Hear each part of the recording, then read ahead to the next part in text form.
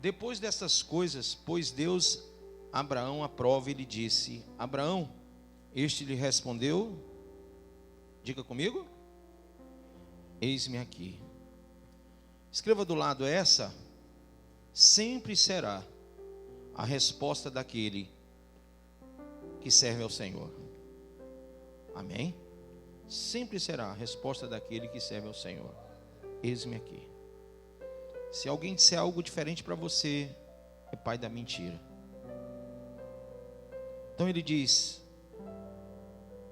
acrescentou Deus: toma teu filho, teu único filho, Isaque, a quem amas, e vai à terra de Moriá, e oferece-o ali em holocausto sobre um dos montes que eu te mostrarei.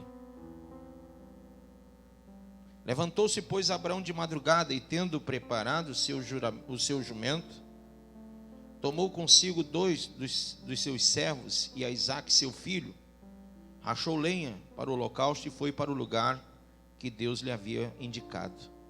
E ao terceiro dia, erguendo Abraão os olhos, viu o lugar de longe. Então disse a seus servos: esperai aqui com o jumento, eu e o rapaz iremos até lá, e havendo adorado, voltaremos para junto de vós. Tomou Abraão a lenha do holocausto e a colocou sobre Isaque, seu filho. Ele, porém, levava nas mãos o fogo e o cutelo. Assim caminhavam ambos juntos. Quando Isaque disse a Abraão, seu pai: meu pai, respondeu Abraão: eis-me aqui, meu filho. Perguntou-lhe Isaque: eis o fogo e a lenha, mas onde está o cordeiro para o holocausto? Respondeu Abraão: Deus proverá para si, meu filho, o cordeiro para o holocausto. E seguiam ambos juntos. Chegaram ao lugar que Deus lhe havia designado, e ali edificou Abraão um altar. Sobre ele dispôs a lenha, amarrou Isaque, seu filho, e o deitou no altar em cima da lenha. E estendendo a mão, tomou o cutelo para imolar o filho. Mas do céu lhe bradou o anjo do Senhor: Abraão, Abraão. Ele respondeu: eis-me aqui. Então lhe disse: não estendas a mão sobre o rapaz e nada lhe faças, pois agora sei que temes a Deus, porquanto não me negaste o filho, o teu único, ou o teu unigênito filho. Tendo Abraão erguido os olhos, viu atrás de si um carneiro preso pelos chifres entre os arbustos. Tomou Abraão o carneiro e ofereceu em holocausto em lugar do seu filho. E pôs Abraão por nome aquele lugar: o Senhor proverá. Só que você vai ver que na verdade ele disse Jeová Jiré, que quer dizer o Senhor proverá. Amém? Daí dizer-se até o dia de hoje no monte Jeová Jiré, ou seja, o monte do Senhor se proverá. Amém? Então do céu bradou pela segunda vez o anjo do Senhor a Abraão e disse: jurei por mim mesmo, diz o Senhor, porquanto fizeste isso e não me negaste o teu único filho, que deveras te abençoarei e certamente multiplicarei a tua descendência como as estrelas do céu e como a areia da praia do mar. A tua descendência possuirá a cidade dos seus inimigos. Nela serão benditas todas as nações da terra, porquanto obedecestes a minha voz. Então voltou Abraão aos seus servos e juntos foram para Berseba, onde fixou residência. Amém? Põe a mão sobre a Bíblia e diga: Pai, fala ao meu coração a tua palavra, pelo teu Espírito Santo me dá, Senhor, toda a hermenêutica, todo o entendimento necessário, Pai, que eu seja acobertado, Pai, pelo teu Espírito, para entender as riquezas mais profundas que o Senhor tem destinado através desse texto para a minha vida espiritual, para a minha família, para que haja, Senhor, mantimento na minha casa, para que haja salvação no meu lar, para que a multiplicação, o dom da multiplicação que vem do Senhor, ele venha a ser exercido dentro do contexto da minha vida cristã. Que eu não seja mais um, mas que eu seja, Senhor, o crente Abraão, Pai. Que eu seja descendente deste homem, que eu tenha a visão deste homem, que eu tenha o coração deste homem, que eu tenha, Senhor, realmente no meu entendimento, a percepção espiritual que ele teve ao ouvir a tua voz. Diga em nome de Jesus, diga amém, pode sentar. Deus, ele usa a quem ele quer. Quem já ouviu essa frase? É uma frase de retórica cristã, evangélica, né? É um jargão já. Mas eu discordo só num ponto nessa frase. É que, claro que Deus usa quem ele quer. Mas será que todos querem ser usados por Deus? Será que todos têm a visão de serem usados por Deus, para Deus, como eu digo, em Cristo, por Cristo e para Cristo? Então, Abraão é um desses caras que se desprende de tudo para ser usado. E a Bíblia diz que dos patriarcas, ele foi um dos maiores patriarcas. Quando você vai fazer uma leitura minuciosa do texto, você vai ver, a visão desse homem é fantástica. E eu começo hoje a preleção falando de 3 características que são fundamentais na vida deste homem. A primeira, diga a primeira coisa: Abraão creu em Deus totalmente. Sabe, é fundamental para o meu relacionamento com Deus que eu creia em Deus totalmente. Conversando com um irmão aqui, eu disse: amado, você deveria lançar a sua vida realmente aos pés do Senhor, voltar para Cristo, deixar o pecado, deixar o mundo. O irmão que está afastado de Cristo, ele disse: pastor, eu estou querendo sentir, eu quero sentir. Eu vou ao culto para sentir, para que Deus fale realmente comigo. Eu quero sentir Deus novamente. E eu disse: não, querido, já começou errado. Porque quando eu preciso sentir, é sinal que eu não creio. Quando eu creio, eu não preciso sentir. Porque a fé é um firme fundamento. Diga, a fé é um firme fundamento. Então, irmãos, nós não pisamos no chão pela manhã porque o chão está lá. É que antes da gente botar os pés no chão, a gente já sabe que ele está lá. E a gente já sabe que ao pisar, nós não vamos afundar, diferentemente da água. Então a fé é um firme fundamento. Abraão, ele creu em Deus totalmente. E isso mudou o contexto de vida desse homem. Isso mudou a perspectiva de vida desse homem. Isso mudou as diretrizes do seu coração.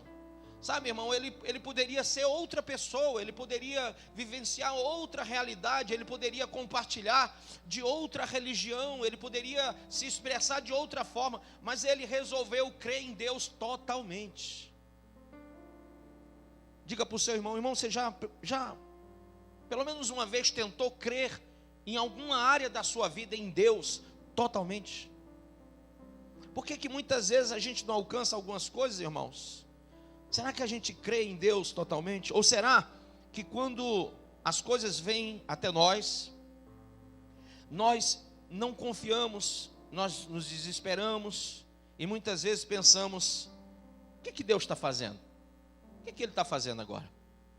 Você imagina que quando Deus se aproxima de Abraão, Deus não vem até ele de outra forma, mas vem com aquela voz divina. E Abraão responde: Senhor, eis-me aqui. Imediatamente, quando ele diz eis-me aqui, Deus já vai logo abordando com Abraão um relacionamento de nível muito alto. Olha só, diga: eis-me aqui. Mas diga bem forte: me dá o teu filho. Que coisa, hein? Isso é subir o nível, sim ou não? Deus já vai dizendo: me dá o teu filho. E eu não vejo, e não tem no perfil desse homem a dúvida. A Bíblia diz que o que realmente fez a diferença é que Abraão, nessa hora, ele é obstinado em obedecer a Deus. Ele se submete totalmente à ordenança. E essa obediência fê-lo levantar, veja aí no texto. Verso 3, levantou-se, pois, quem? Abraão, de que hora? De madrugada. Então ele se levanta, pronto para colocar tudo aquilo que ele mais amava no sacrifício. Tudo que ele mais amava, tudo que ele possuía de maior valor, ele estava ali pronto para fazer o quê? Colocar sobre o altar. Diga, colocar sobre o altar. Abra em Romanos 12. Olha, quando Paulo fala sobre a fé abrâmica, ele diz: rogo-vos, irmãos, pois, pela compaixão de Deus, versículo 1 e 2, que apresenteis os vossos corpos em sacrifício vivo, santo e agradável a Deus, que é o vosso culto racional. Escreva, fé racional, fé inteligente. E não sede conformados com este mundo, mas sede transformados. Metanoia no grego, transformação. Sede transformados pela renovação do vosso entendimento. Ele está falando de mudança de mente. Irmão, se não houver uma mudança de mente, não tem salvação para você. Se não houver mudança de mente, não tem cura para você. Se não houver mudança de mente, não vai haver prosperidade na sua vida. Se não houver mudança de mente, não vai haver arrebatamento. O arrebatamento não é para os crentes, não é para os evangélicos. Sai dessa visão, cara. Ah, eu sou crente, eu sou da Assembleia de Deus, vou para o céu. Vai não. O inferno está lotado de assembleano, irmão. Dá na canela do cão de tanto assembleano que tem no inferno. Pastor nem se fala. Então sai dessa visão que tu vai para o céu porque tu é evangélico, porque tu é da Assembleia, porque tu é da Batista, porque tu é da... Ah, não vou fazer propaganda não. Sai dessa visão porque não é isso. Nós estamos falando de mudança de mente. Se você não muda a mente, se você só aderiu a uma igreja, a uma religião, a uma denominação, mas você não mudou, não foi transformado, nada, absolutamente nada você vai ter direito. Você não vai ganhar nada. Aliás, tem muita gente que está na igreja sem ganhar nada há muito tempo, sim ou não? E fica perguntando, mas o que é que eu ganho indo para aquela igreja? O que é que eu ganho dando dízimo e oferta na igreja? O que é que eu ganho? O que é que eu ganho? Não ganha nada, você é só religioso. Você não vai ganhar nada, você vai continuar um miserável, pobre, cego e nu. Está lá em Apocalipse. Você só vai ganhar alguma coisa, diga para o seu irmão, quando você mudar a sua mente. É aí que as coisas vão mudar, é aí que tudo vai acontecer. Só que Abraão teve uma sacada que você não tem. Você está 10, 15 anos, 20 anos na igreja e não teve essa sacada. E Abraão logo na primeira ele foi e disse, opa. Sabe qual é a sacada? É que ele não esperou. Espera aí, eu vou esperar primeiro Deus falar comigo, e eu vou passar pelo batismo nas águas, depois vou buscar o batismo no Espírito Santo, eu vou fazer o curso de novos convertidos na igreja, eu vou fazer o curso disso e daquilo outro, eu vou passar aí 1 ano, 2 na igreja sentado ouvindo o pastor, aí quando eu sentir de Deus eu vou começar a fazer a obra, vou começar isso e aquilo outro, tudo paulatinamente de acordo com o seu tempo. Não. Abraão ouviu o chamado e imediatamente obedeceu o Senhor. A sacada de Abraão foi muito grande. Cara, por que eu vou perder tempo? Quanto tempo você está perdendo da sua vida, sendo apenas mais um frequentante de igreja? Quanto tempo você está perdendo só vindo ao culto, sem agir a fé, sem viver a fé, sem mudar, sem transformar as coisas? Deus quer ver você para cima e não para baixo, por cima e não por baixo. Ele disse, te porei por cabeça e não por cauda, te colocarei por cima e não por baixo. Mas quando que as promessas de Deus começam a acontecer na vida de Abraão? Imediatamente. Quando que as promessas de Deus começaram a acontecer na sua vida? Eu não sei, você sabe? É uma questão de atitude, querido. Você está esperando muito para fazer a vontade de Deus, e Deus não quer esperar por você, Ele quer que você faça. É diferente. A Bíblia diz que depois de haver desfeito a vontade de Deus, alcanceis a promessa. Então você vai ter que fazer a vontade de Deus. Só que você está esperando ainda o seu tempo de fazer a vontade. E Deus não quer esperar por nada disso. Aliás, Deus nunca esperou por nada disso. Primeira coisa é que Abraão, ele creu totalmente. Ninguém muda sem crer. Diga, ninguém muda sem crer. Ninguém muda sem crer. Mais uma vez, ninguém muda. Ninguém muda sem crer. A segunda coisa, Abraão, ele tinha uma característica fundamental. Para onde ele ia, ele estabeleceu o reino de Deus. É incrível isso. Sempre. A gente tem que perceber o chamado de Abraão dessa forma. Eu vou me apropriar muito da pessoa para depois falar do sacrifício. Então, veja aí por favor, Gênesis capítulo 12, versículo 7. Apareceu o Senhor a Abraão e disse: a tua descendência darei essa terra. E edificou ali o que, pessoal? Um altar a quem? Ao Senhor que lhe aparecera. E moveu-se dali para a montanha do lado oriental de Betel, e armou a sua tenda, tendo Betel ao ocidente, e aí ao oriente. E edificou ali o que, pessoal? Um altar ao Senhor. E ali ele fez o que? Ele invocou o nome do Senhor. Amém ou não amém? Agora veja Gênesis, capítulo 13.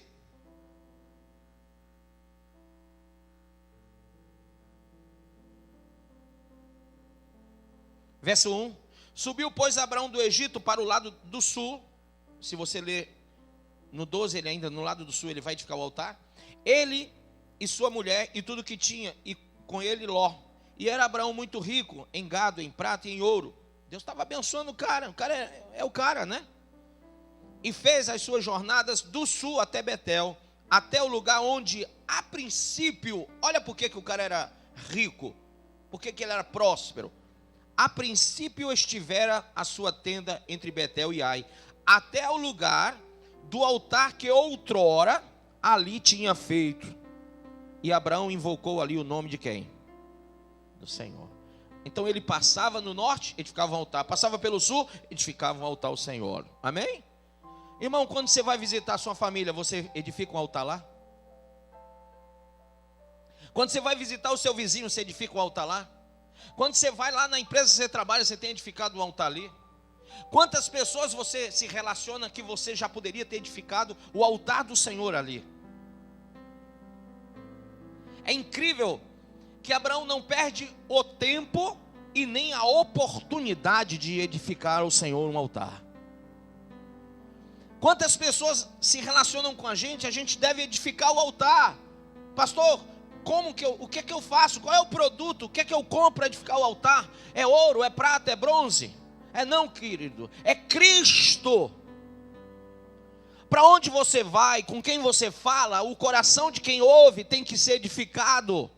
O altar do Senhor tem que ser edificado. Se eu for comprar pão numa padaria, eu tenho que edificar um altar para o caixa, eu tenho que edificar um altar lá para o cara do balcão. Se eu for ao banco sacar um dinheiro ou pagar uma conta, eu tenho que edificar com o gerente.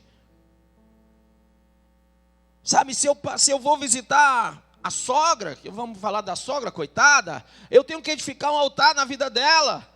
Porque, irmãos, nós perdemos tempo e oportunidade, a gente não tem observado as oportunidades que Deus tem dado para edificar altar.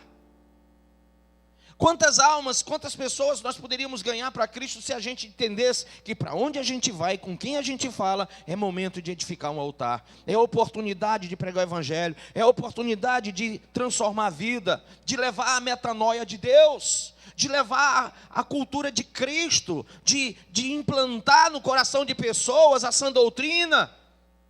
Ah, pastor, sabe o que é? Porque eu nunca tenho tempo. Mas Abraão era um homem próspero, por quê?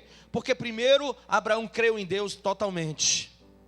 Então, ele prontamente ouviu o Senhor. e totalmente creu no Senhor. E a segunda coisa, ele edificava o altar ao Senhor. Ele era um homem que, prognosticamente falando, quem o via tinha que ver a obra de Deus nele.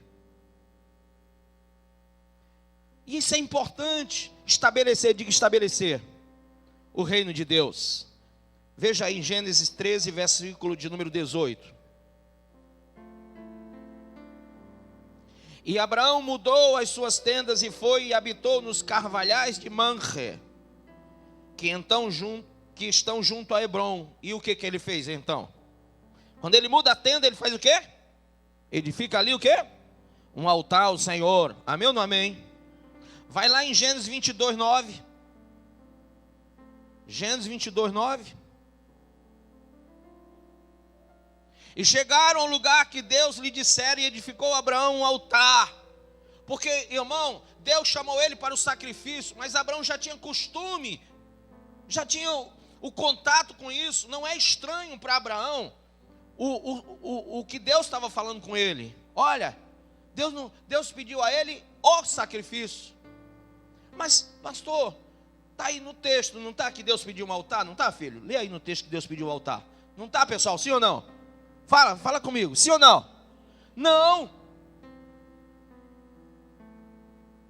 Sabe por que Deus não pediu o altar? Porque era de Abraão erguer o altar. Era próprio do crente Abraão honrar a Deus, onde chegando ele erguia o altar. Então Deus não precisava pedir o que ele já dava. Era fato. Era parte dele levantar o altar ao Senhor. Eu pergunto, irmão, é parte sua? É fato da sua vida cristã? Faz parte de você honrar a Deus em todas as coisas? Honrar a Deus na sua vida conjugal, espiritual, emocional, financeira? É fato que Deus, quando vê em você, Deus não vai precisar que você pedir, olha, me ergue um altar na casa da tua sogra, porque você lá já ergueu, e tua sogra olha para ti e diz, este é um ungido do Senhor, esta é uma ungida de Deus. Abraão não precisou ser, ordenado o altar, porque o altar já faz parte dele, e o altar tem que fazer parte de nós. Amém?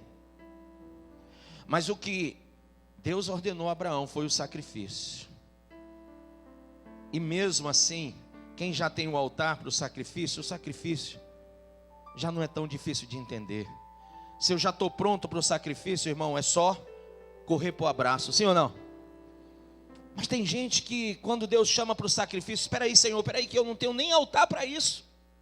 Traduz para mim, pastor. Espera aí, pastor, espera aí que eu ainda não tenho nem coração para ouvir isso. Aquele jovem rico que Jesus disse, olha, vai, vende tudo que tu tem, dá aos pobres e me segue, lembra? Ele fez ou não fez? Não fez, porque ele não tinha altar para isso. O coração dele não estava pronto para isso. Ele não tinha construído uma estrutura espiritual, emocional, uma visão de Deus para receber a ordem de Cristo.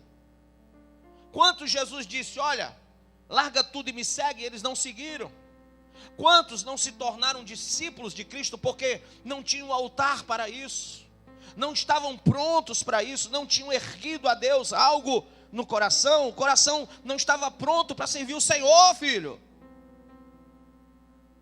E tem uma coisa, quando a gente constrói o altar é de quem? É de Deus. E jamais, em tempo algum, de forma alguma, eu posso destruir a obra do Senhor que foi erguida. Eu não posso demolir o altar de Deus. Tudo que Deus constrói na nossa vida, no nosso coração, o chamado de Deus para a nossa vida espiritual, para a nossa vida ministerial, ele não pode ser demolido. Se Deus te deu um chamado, esse chamado tem que ser levado até a glória.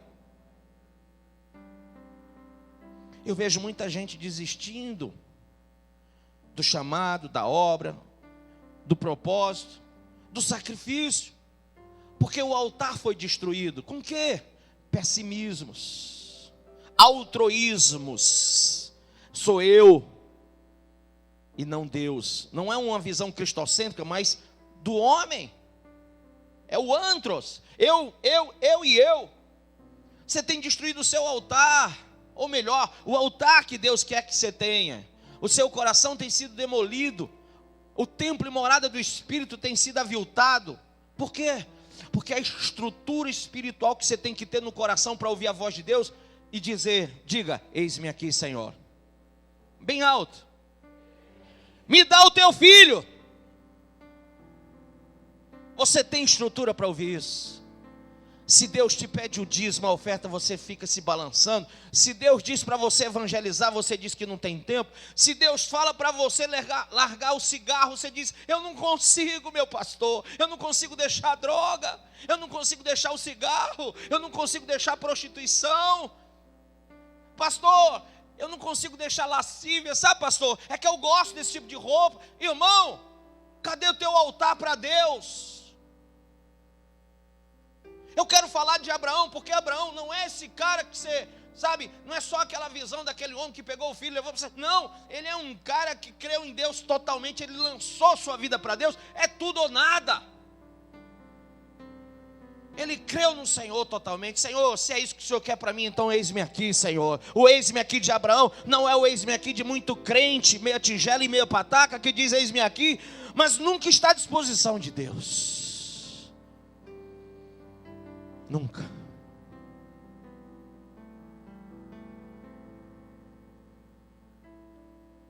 Diga, Abraão estabeleceu o altar de Deus em seu coração. Em cada lugar por onde ele ia, o altar foi levantado. Você sabe que, uma curiosidade, o lugar do sacrifício de Isaac foi o mesmo lugar que Davi um dia teve que comprar com um bom preço? Sabia disso não? Foi o mesmo lugar, nas terras de Moriá. Davi olhou para aquele lugar e disse, peraí, eu não posso pegar isso aqui de graça não, porque um dia o pai Abraão veio aqui e fez um sacrifício grande, e se eu quero aplacar o mal de Israel, eu vou ter que comprar pelo um preço alto, justo, eu vou ter que pagar por isso. E o lugar do sacrifício de Isaac foi o lugar que Davi vai e compra a lenha, e compra os animais, e faz sacrifício para aplacar a ira de Deus. Que coisa forte, né? Como que Davi podia receber um lugar de sacrifício gratuito? A gente às vezes quer as coisas de graça, sem pagar nada, sem ter nenhum investimento, né? Ah, como seria bom se você saísse ali na porta e tivesse ali uma SW4 instalando de nova, esperando por você, e um cara com a chave dizendo, ganhou. Mas você jamais saberia o valor de conquistar aquilo. Você jamais teria a noção que eu tenho do que é trabalhar 47 anos para comprar. Você não sabe isso. E eu digo para você, só quem conhece o sacrifício tem o valor do altar. Amém? Só quem conhece o sacrifício tem o valor do altar. Sabe valorizar o altar. Sabe guardar o seu altar. A Bíblia diz, sobre tudo que tu deve guardar, guarda o teu altar, o teu coração. Se você não valoriza o seu coração, o seu altar, é porque você não sabe o tamanho do sacrifício de Deus por ele. Terceiro ponto, diga, Abraão era grato a Deus e ele era proativo para contribuir. Tudo que Deus ordenou, Abraão fez, tudo. E eu queria falar sobre isso agora, em rápidas palavras. Diga, Deus ordenou a Abraão um sacrifício. Diga, Abraão, ele creu, e isso lhe fez ser justo ou justificado. Diga, a fé é preciosa. Diga, a fé é preciosa. Grandes obras não podem ser feitas sem uma grande fé. Amém? Abra aí, por favor, a sua Bíblia em Hebreus 6. Por isso, olha o que é escrito aqui. Nós temos que ter uma fé madura, irmão. Olhe, por isso, deixando os rudimentos da doutrina de Cristo, prossigamos até a perfeição. Diga, perfeição. não lançando de novo o fundamento do arrependimento de obras mortas e de fé em Deus. Pastor, o que quer dizer isso? É não ficar nesse vai e vem. É não ficar se desviando e voltando para a igreja, se desviando, voltando para a igreja, se desviando, vai, vem, vai, vem, vai, vem, vai, vem. E toda hora, tu perde tanto tempo nesse vai e vem, que tu não constrói nada. Quem quer construir alguma coisa? Quem quer ser vitorioso na vida cristã, na vida espiritual, na vida financeira, na vida conjugal, e etc. Vai, diz, eu quero. Mas para de perder tempo. Esse teu vai e vem no mundo, na cachaça, na prostituição, no cheiramento de droga, isso está tirando o tempo que você tinha e a oportunidade que você tem. Hebreus diz, é impossível agradar a Deus sem fé. Você não tem agradado a Deus, por quê? Porque esse teu vai e vem, esse teu movimento mundano, tira de você o tempo e a oportunidade, são duas coisas fundamentais. E nós estamos tendo aí a criação de crentes que são totalmente diferente da visão de Deus. Quando uma pessoa não vive a fé, ela vive na lembrança do que foi. Quando uma pessoa não vive a fé, ela vive pensando no que poderia ser. Quando uma pessoa vive a fé, é diferente. Ela estabelece o reino de Deus na sua vida. Amém? Vamos lá. Por isso, deixando os rudimentos da doutrina de Cristo, prossigamos até a perfeição, não lançando de novo o fundamento do arrependimento de obras mortas e de fé em Deus, e da doutrina dos batismos, e da imposição das mãos, e da ressurreição dos mortos, e do juízo eterno. E isto faremos, se Deus o permitir, porque é impossível que os que já uma vez foram iluminados, e provaram o dom celestial, e se tornaram participantes do Espírito Santo, e provaram a boa palavra de Deus, e os poderes do século futuro, e recaíram, sejam outra vez renovados para arrependimento. Pois assim quanto a eles, de novo crucificam o Filho de Deus e o expõem ao vitupério. Para aí, pastor, o que quer dizer isso até agora? Quer dizer que eu nunca mais vou ter oportunidade de arrependimento? Não, ele está dizendo, para com isso. Ele está dizendo que não quer mais esse negócio. Ele está dizendo que é impossível, irmão, que você diga que conhece o reino de Deus, as coisas de Deus, e viu nessa cai e levanta. Você não vai alcançar nada com Deus desse jeito. Amém ou não amém? Então, é impossível que você, que provou a boa palavra de Deus, o poder do século futuro, aí você fica nesse negócio de, eu estou fraco, eu estou forte, eu estou fraco, eu estou forte, eu caí, eu levantei, eu caio, eu levanto, eu caio, eu levanto, eu estou fraco, eu estou forte. Para! Deus não vai operar em você assim.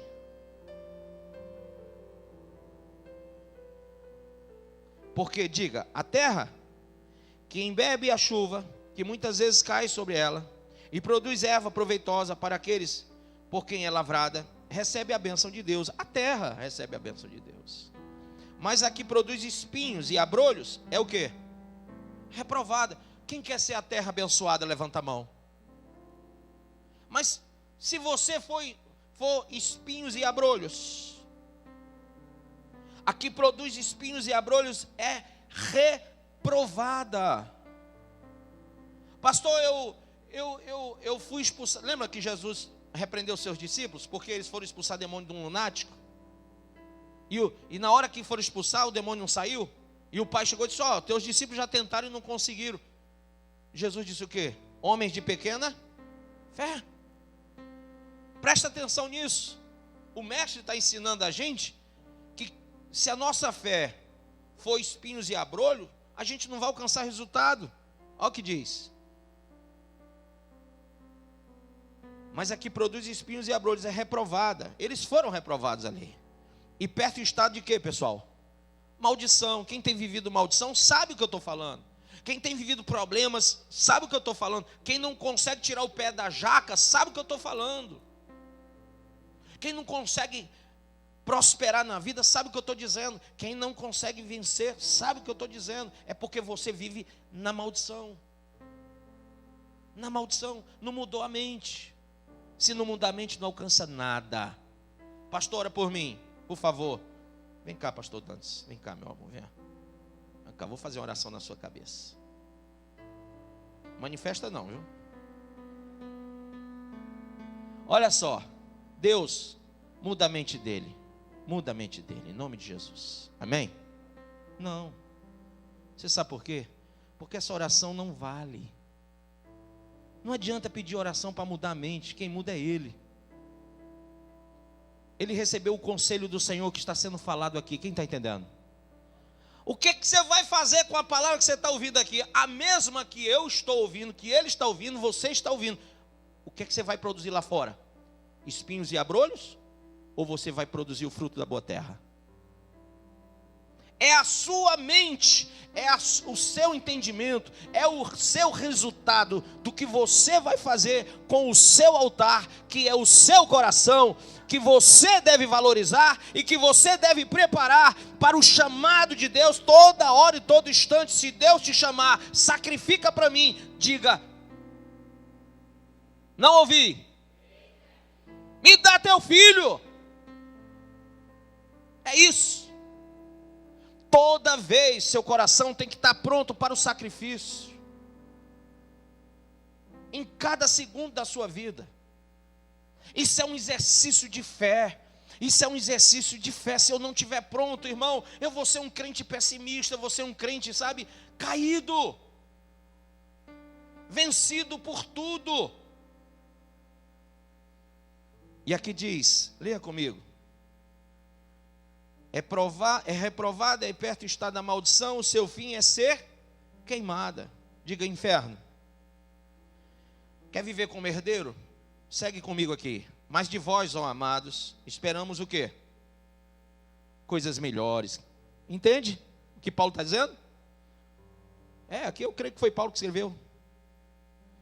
Sabe por quê? Porque o cara que escreve isso aqui é um cara de fé, e Paulo era um cara de visão.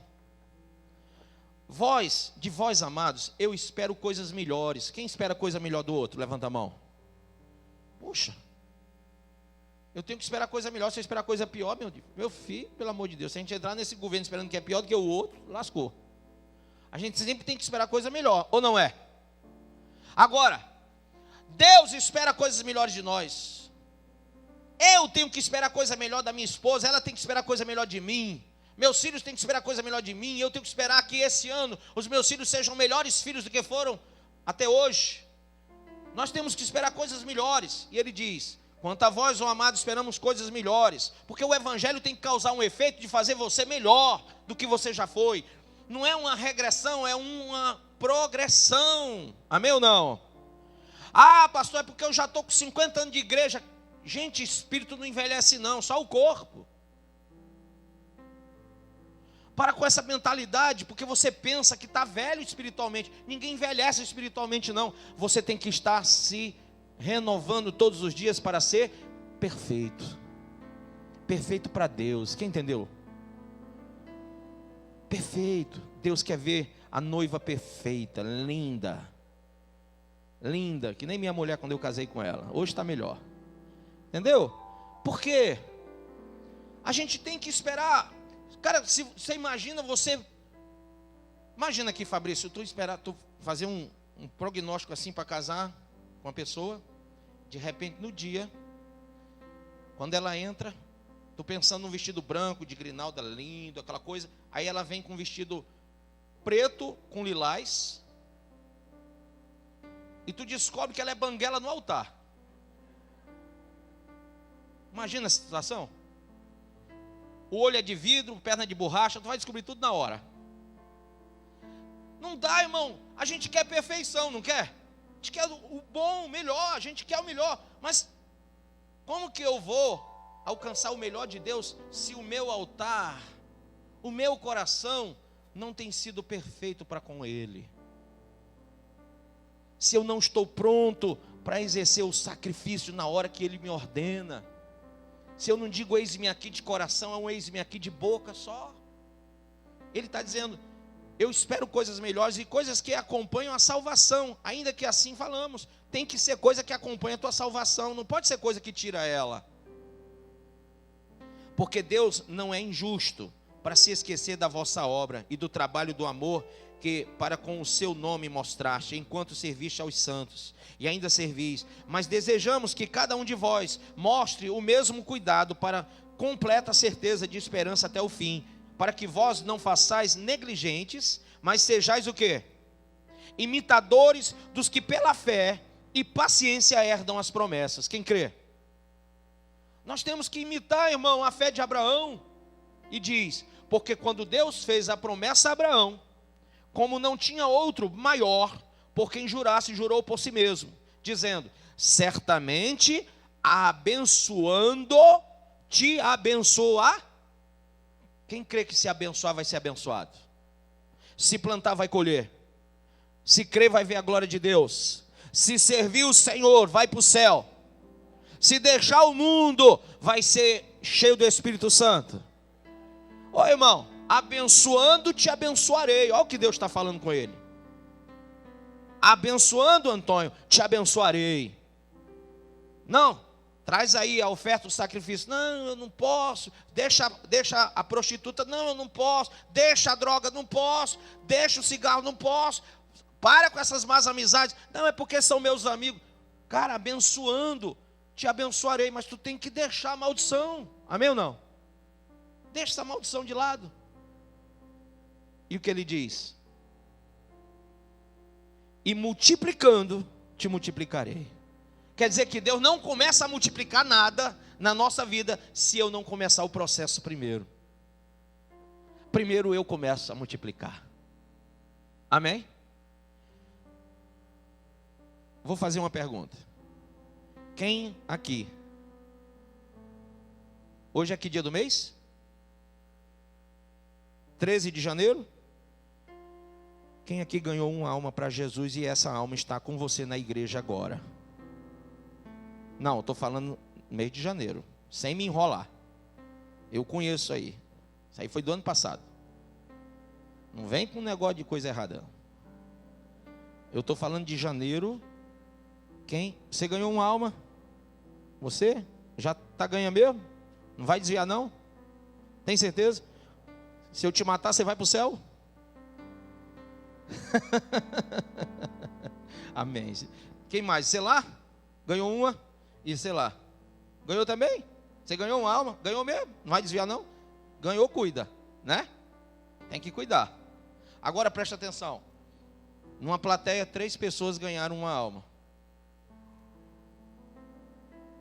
Nós já estamos no dia 13 de janeiro. Quantas pessoas morreram até o dia 13 de janeiro e foram para o inferno?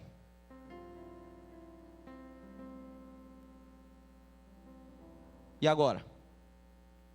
Será que o nosso altar está pronto para o sacrifício? Porque os filhos de Satanás estão matando a 3x4. E os filhos da luz estão salvando a 3x4? É isso que nós temos que pensar. Ele diz: se você multiplicar, te multiplicarei. E assim, esperando com paciência, alcançou a promessa. Porque os homens certamente juram por alguém superior a eles, e o juramento para a confirmação é para eles, o fim de toda a contenda. Por isso, querendo Deus mostrar mais abundantemente a imutabilidade do seu conselho aos herdeiros da promessa, se interpôs com o juramento, para que por 2 coisas imutáveis, nas quais é impossível que Deus minta, tenhamos a firme consolação, nós, os que pomos o nosso refúgio em reter a esperança proposta, a qual temos como âncora da alma segura e firme, e que penetra até o interior do véu, onde Jesus, nosso precursor, entrou por nós, feito eternamente sumo sacerdote, segundo a ordem de quem? Melquisedeque, amém? Então Deus já deu juramento. Quem crê na promessa de Deus? Agora, diante de tudo isso, você quer carregar com você as características de um crente Abraão? Você quer receber a bênção nessa campanha? Seja realmente um crente Abraão. Amém? Creia totalmente em Deus. Olha, eu não sei o que vai dar amanhã. Não sei o que vai dar, mas eu creio totalmente em Deus. Eu não vou descrer, eu vou crer totalmente no Senhor. Tudo que eu fizer, eu vou edificar um altar ao Senhor. Em todo mundo que me conhecer, eu vou deixar a marca de Cristo. O meu coração vai estar edificado e pronto para o sacrifício. E eu vou tratar com generosidade as obras do Senhor. Amém? Entendeu isso? Em vez de alguém botar dúvida em você sobre dízimo, sobre oferta, sobre o evangelho, bote fé no coração deles. Amém? Diz para o irmão, em vez de tirarem a tua fé botando dúvida em você, bote fé e tire a dúvida deles. Amém? Quem aqui já fez a obra? Quem já fez a obra de Deus? Ou quem faz? Levanta a mão, levanta a mão. Pois é, isso não resolve. Aprende uma frase. A frase é essa: em vez de você fazer a obra de Deus, diga, em vez de eu fazer a obra de Deus, eu tenho que, diga, eu tenho que ser feito pela obra de Deus. Tudo que foi feito pelas mãos de Deus. Não há nada que se fez que não tenha sido feito por Deus. E você não está fazendo a obra de Deus aqui, irmão. Você está sendo feito como obra de Deus aqui. Você é obra de Deus aqui. Então, se você não entendeu ainda, tudo que você está ouvindo, aprendendo e fazendo aqui é Deus trabalhando em você. E quando você retarda isso, quando você não faz nada, você está impedindo a obra de Deus na sua vida. Amém. Fique de pé em nome de Jesus. Você acabou de ouvir essa poderosa ministração da palavra de Deus. Eu creio que sua vida foi abençoada. Eu quero que você ore comigo, profetizando sobre a sua vida a salvação que vem de Cristo Jesus. Ore conosco. Deus Pai, em nome de Jesus, nós te agradecemos por esta palavra e que o Senhor possa abençoar a vida de cada um que nos viu, que nos ouviu nesse dia. Deus Pai, em nome de Jesus, que esta pessoa esteja agora entregando a sua vida, recebendo a salvação que vem do Senhor. Pois assim, Pai, nós profetizamos salvação, cura, libertação, em nome do Pai, do Filho e do Espírito Santo de Deus. Amém.